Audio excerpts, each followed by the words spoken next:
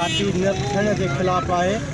काफ़ी सालनि खां वठी असांजा इहे मुतालबा थींदा आया आहिनि त भई सिमनाले जी खाटी कयो, खाटी न थी। 2011 में ॿोॾि थी, सिमनालो टुटी वियो हितां। इन में ॻोठ साईं भाई कुरिंद ॻोठ, हाजी अली बख्श भुरगड़ी, हाजी झड्डो पंचमी ॻोठ ॿुॾी विया मुकमल। माण्हुनि जा घर मुक़ाम माल तबाह थी विया, भॼियूं तबाह थियूं। अॼु ॾींहं ताईं का खाटी न थी आहे। असांजो मुतालबो आहे ऐं हीअ परियां टुएल इन छा वञा सालनि खां बंदि आहे।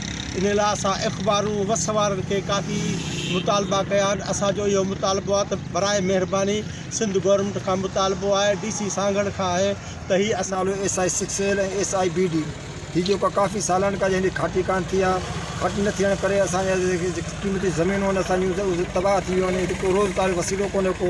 हिन खां अलावा जेकॾहिं खाटी न थी जल्दी त असांजी ईंदड़ जेको बरसातूं 5 अगस्त उनमें जेको असांजा ॻोठ तबाह थी वेंदा। काफ़ी ॻोठ मिसरी बागराणी आहे, ॻोठ साईं बिशरिंदा, अली भुरगड़ी आहे, हाजी झंडो। इन खां अलावा ॿिया काफ़ी उस पासे ॻोठ तबाह थींदा।